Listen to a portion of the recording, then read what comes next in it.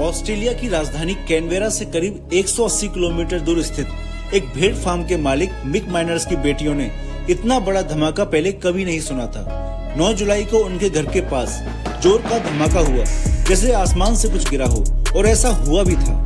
Mick miners के मुताबिक उन्हें अपने खेत में करीब 3 मीटर ऊंचा लोहे का टुकड़ा गड़ा हुआ मिला। उन्होंने न्यूज चैनल वालों को बताया, मैंने धमाका तो नहीं सुना, लेकिन मेरी बेटियां बताती हैं कि बहुत जोर का धमाका हुआ था। ये तो चिंता की बात है कि आसमान से यूं ही कोई चीज गिर गई। अगर ये आपके घर पे गिरी होती तो आपके घर का क्या हाल होता। और ऐसी ही एक घटना गुजरात में आनंद जिले के 3 गांवों में देखने को मिली, जहां आसमान से धातु के रहस्यमय गोले के गिरने की घटना सामने आई थी। लेकिन जब PRL ने इसकी जांच की तो सामने आया कि ये गोले असल में सैटेलाइट का मलबा थे। सरल भाषा में इसे अंतरिक्ष का कचरा यानी स्पेस डेब्रिस भी कहा जाता है। ये वो सैटेलाइट वेस्ट होता है जो पृथ्वी के ऑर्बिट में तैरती हैं। इस कचरे में खराब अंतरिक्ष यान, स्पेस मिशन से जुड़ी चीजें और रॉकेट के टुकड़े जैसी बेकार की चीजें शामिल होती हैं। ये चीजें किसी काम की नहीं होती, लेकिन नुकसान जरूर करती हैं। स्पेस का ये कचरा हमारे स्पेस मिशन के लिए काफी खतरा पैदा कर सकता है। आज स्पेस में 2000 लाइव सैटेलाइट्स हैं और 3000 डेड सैटेलाइट्स हैं। नासा अंतरिक्ष में तैर रहे मलबे पर नजर रखती है।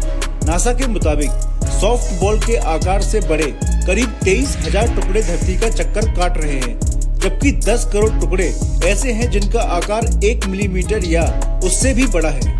ये टुकड़े सिर्फ धरती पर रहने वाले लोगों की ही नहीं, बल्कि पृथ्वी का चक्कर लगाने वाले सैटेलाइट और स्पेस स्टेशन के लिए भी बहुत बड़ा खतरा है। आपको बता दें कि स्पेस स्टेशन एक दिन में 15 से 16 बार पृथ्वी का चक्कर लगाते हैं। एक हादसा तब होने से टला जब धरती से करीब 320 किलोमीटर दूर एक स्पेस स्टेशन में 3 लोग एक खास काम में जुटे हुए थे। तभी उन्हें उनकी तरफ बढ़ते खतरे को लेकर चेतावनी दी गई। इसमें उनकी जान भी जा सकती थी। ये खतरा 48,000 किलोमीटर प्रति घंटे से ज्यादा की रफ्तार से उनकी ओर बढ़ रहा था। बचाव का रास्ता खोजने के लिए उनके पास केवल 90 मिनट थे। तीनों लोग सबसे सुरक्षित जगह की ओर बढ़ने लगे। फिर खतरे की घड़ी आई और चली गई और वो सुरक्षित बच गए। आपको जानकर हैरानी होगी कि उनकी ओर बढ़ता हुआ वो खतरा कुछ और नहीं बल्कि साल 1989 में लॉन्च किए गए सैटेलाइट का टुकड़ा था, और ये हादसा 2015 में होने से टला था। अभी तक स्पेस के कचरे को निपटाने का प्रोसेस थोड़ा मुश्किल था। स्पेस स्टेशन में सामान लाने वाले सिग्नस कार्गो व्हीकल के खाली होने के बाद उसमें कचरा भरकर वापस पृथ्वी की ओर छोड़ दिया जाता था। जब ये स्पेसशिप यानी अंतरिक्ष यान पृथ्वी की ऑर्बिट में आता तो हवा में ही जल जाता और कचरा भी जल जाता था।